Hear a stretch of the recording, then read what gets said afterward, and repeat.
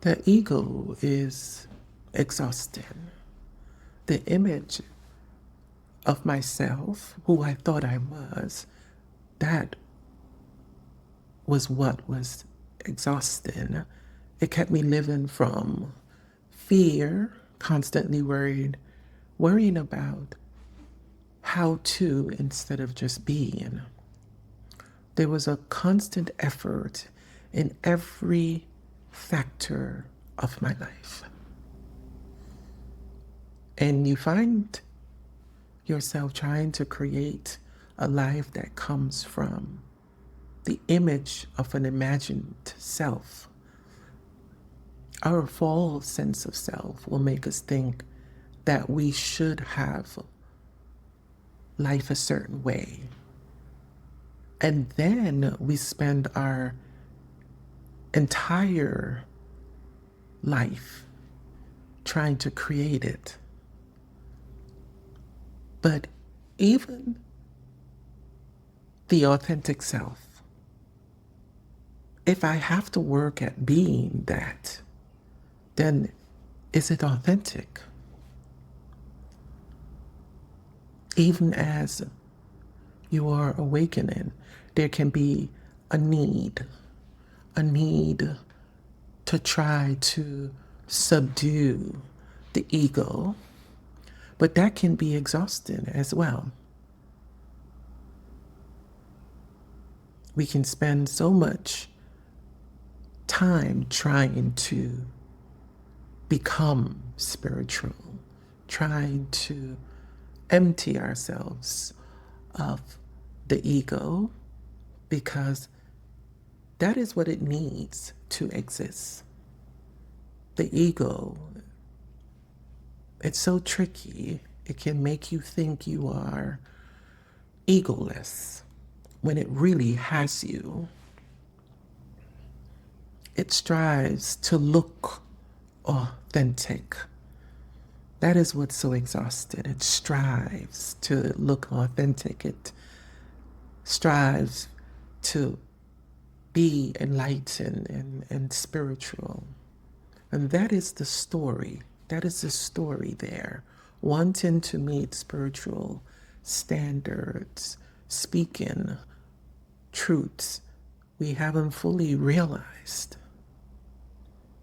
The ego has control in these spaces, in these stories. It takes effort to perform. It takes effort to pretend. It takes effort to be spiritual. But there's a specific exhaustion I feel whenever the ego is there. It feels defensive, confrontational. There's this arrogance. And I feel this exhaustion in my body because this image and the story needs protection. And it needs to be maintained. It fears not being relevant. So the ego is something you have to upkeep, maintain constantly.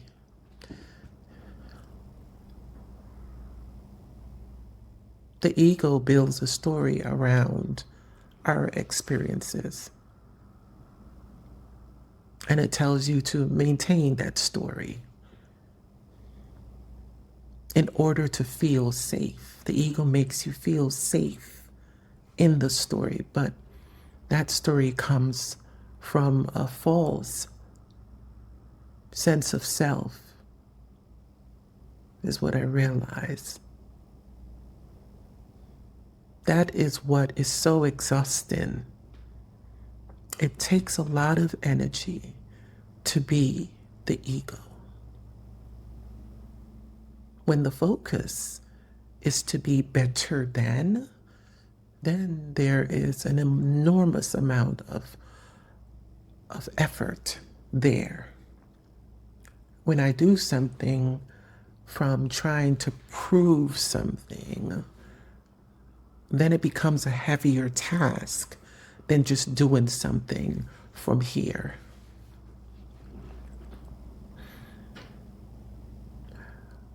But whenever the ego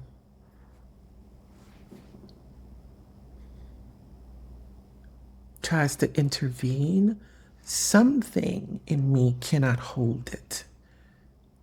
Something in me cannot hold it. I have to drop it, release it. Because the more I hold it, the more exhausted I feel.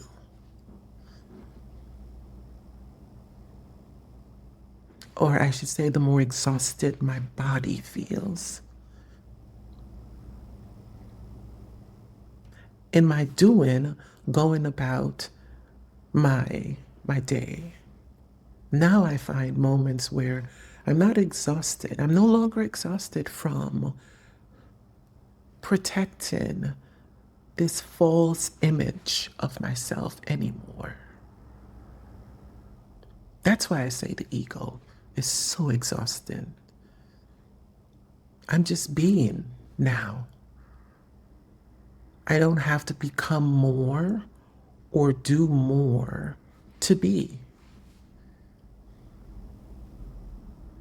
Doing something without the ego feels fresh. It feels fresh. It feels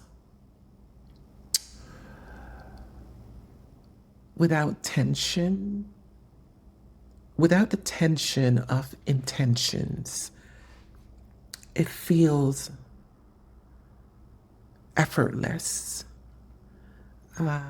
anonymous, spontaneous. It feels new, and it feels alive, and you're just doing. There's no effort. That is the quiet recognition that the ego is stepping back.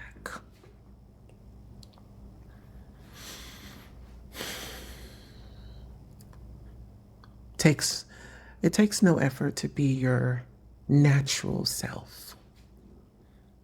When our false sense of self dissolve, then what is naturally there is your true natural self being.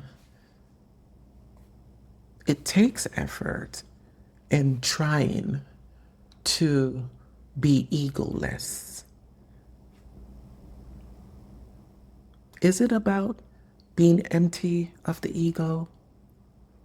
Or is it simply being aware when the ego is at play or when the ego is moving?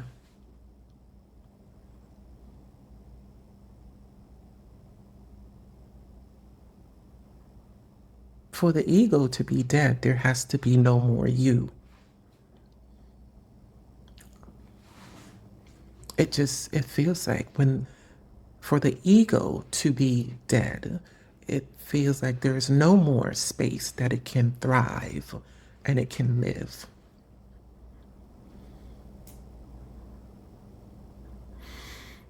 We can live without ego, but the ego cannot become alive without you.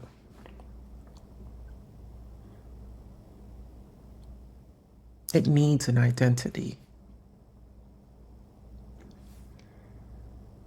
So I find that when I rest, remain, and abide in my true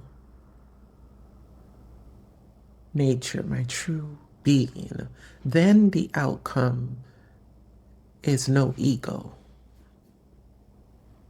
because it has no place there.